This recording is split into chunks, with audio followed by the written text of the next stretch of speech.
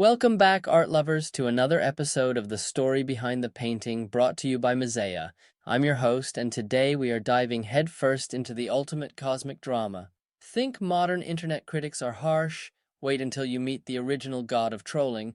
We are traveling back to the year 1561 to dissect a masterpiece that stands entirely alone in the history of art. It is the only known painting to depict a bizarre, hilarious, and deeply philosophical myth from antiquity. This is Maerten van Heemskerck's Momus criticizes the works of the gods. It's a painting filled with jealous deities, a petty competition, an ultimate buzzkill of a judge, and hidden layers that thumb their nose at the high art rules of the Renaissance. Grab your magnifying glasses because this one is a wild ride. Welcome to Story Behind the Painting, where we dive into the most famous art routes and learn a lot from that. Let's break down exactly what is happening on this crowded canvas. The setup looks a bit like an ancient theatrical play with all the characters standing side by side facing us, the audience. On the far left, we see a muscular man holding a trident. This is Poseidon, the god of the sea. He's showing off his entry for the ultimate cosmic creator competition, a majestic horse. Look closely at the horse's harness. It's decorated with seashells, a classic signature of the ocean god. Moving to the center, we see a naked woman standing next to a rugged man with noticeably ruddy dark skin. This is Hephaestus, the divine blacksmith and sculptor.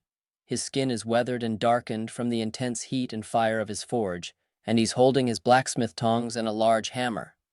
He has sculpted the ideal human being to prove his creative dominance. Right next to him stands an elegantly dressed lady. That's Athena, the goddess of wisdom and handicraft. She is holding her famous shield, bearing the terrifying face of the Gorgon Medusa, with her lance resting on the ground.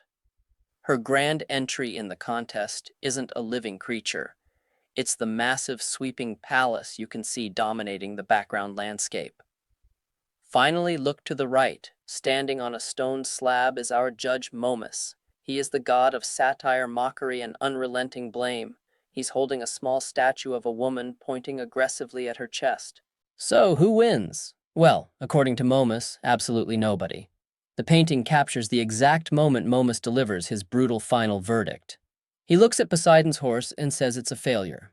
In the original Aesop fable, it was a bull, but Heemskerck substituted a horse to make it more dynamic. He tells Hephaestus that his human sculpture is deeply flawed because he forgot to build a transparent window or grille into the chest.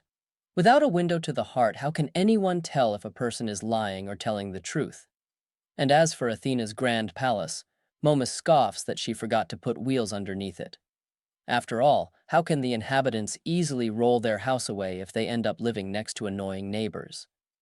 Momus concludes that all their creations are rubbish. At the bottom of the painting, a large theatrical scroll written in Latin captures his exact cynical thoughts. Born of the night, I am called Momus. I love to criticize everything right down to the last detail. Now, who on earth would commission a giant, complex painting celebrating a god whose only job is to talk trash about everyone else? While we don't have a single name patron's receipt, art historians know exactly why and for whom this was painted. In 1561, Heemskerck was living in Haarlem, a prosperous Dutch city where intellectual life was dominated by civic associations called the Chambers of Rhetoric. These were groups of upper-middle-class citizens, poets, and amateur actors who held massive week-long theater festivals and drama competitions. In the exact year this painting was made, 1561, a massive rhetorician festival was held in Antwerp. The theme of the festival's drama competition was, "What most awakens people to art?" The answers were heavily explored through satire and theatrical plays featuring mythological figures like Momus. This painting was designed to hang in a public or semi-public space, likely a meeting hall for one of these rhetorician chambers, or the home of a wealthy humanist. It served as a brilliant, witty conversation starter. It was a visual metaphor for the necessity, the dangers of criticism in art, society, and human relations. Furthermore, look closely at the stern face of Momus. Heemskerck deliberately modeled his face after historical engravings of Erasmus of Rotterdam, the famed Dutch humanist who wrote In Praise of Folly. Erasmus famously defended Momus, claiming that a society needs critics to expose hypocrisy, mock the powerful, and push humanity to improve. Maerten van Heemskerck is the mastermind behind this painting. He was born in 1498 in the small Netherlandish village of Heemskerck. He was originally just the son of a humble farmer. His father tried hard to tie him down to a traditional life of agricultural labor. But Maerten was obsessed with art. According to local lore, after a huge fight where he accidentally spilled a full pail of milk, Maerten fled his father's farm on foot to pursue an apprenticeship. He was fiercely independent and highly ambitious. To prove how intertwined he was with his work, Heemskerck did something incredibly cheeky in this piece. He gave Poseidon his own facial features. When you look at the god of the sea proudly displaying his horse, you are looking directly at a self-portrait of the artist himself. Heemskerck wasn't just any local painter, he was a revolutionary figure of the Northern Renaissance. His biggest contribution to art history stems from a 4-year pilgrimage he took to Rome in 1532. He was one of the very first Northern European artists to pack up his bags, cross the Alps, and systematically sketch the ruins of ancient Rome. He compiled a massive visual library of classical sculptures and architectural ruins. Look at the background of our painting again. It is a literal treasure trove of his Roman sketches.